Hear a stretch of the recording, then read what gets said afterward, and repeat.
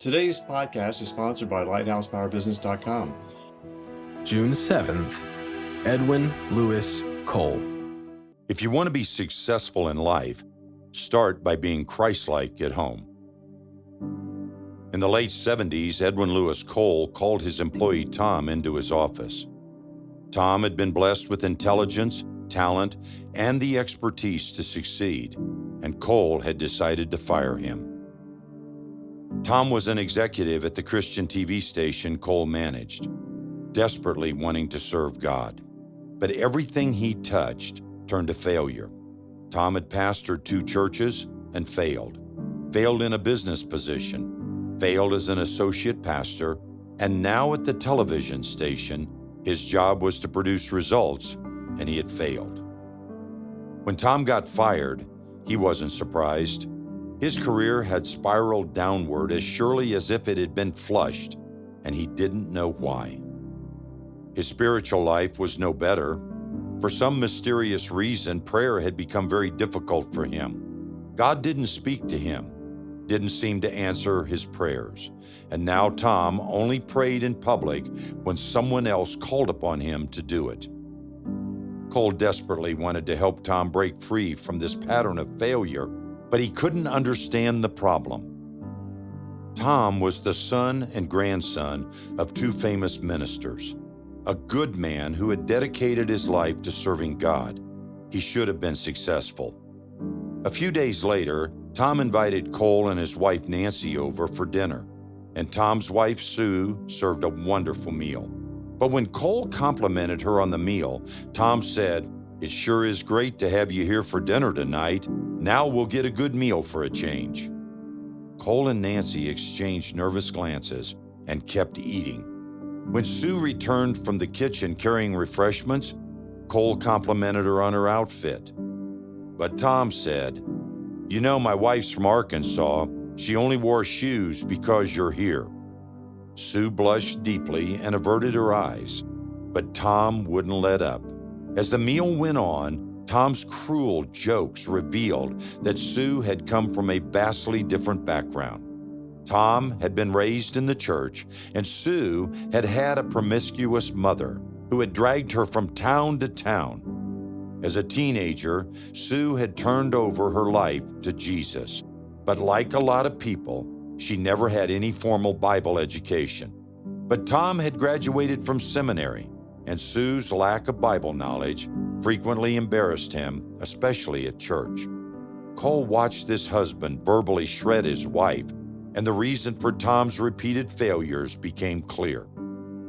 Tom should have taken the time to teach his wife, but instead, he mocked her. And now God was not answering Tom's prayers because Tom's lack of respect for his wife had become a blockage between him and God. God wasn't working through Tom to touch others, and as a result, Tom was trying to do everything in his own strength, which repeatedly led to failure. With every failure, Tom's faith in God died a little more. This was a sobering lesson for Cole, one that would become a key element of his message to men all around the world, teaching them that without respect for their wives, they would not experience the blessings of God within their marriages and families. Husbands, in the same way, be considerate as you live with your wives and treat them with respect as the weaker partner and as heirs with you of the gracious gift of life, so that nothing will hinder your prayers. 1 Peter 3:7. Are you treating your wife with respect and kindness she deserves?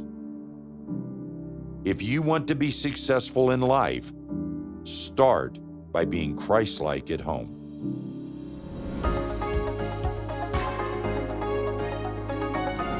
Guys, Chuck Stecker here. I'm the teaching pastor at Summit Church in Centennial, Colorado, and I'm also the executive director of A Chosen Generation.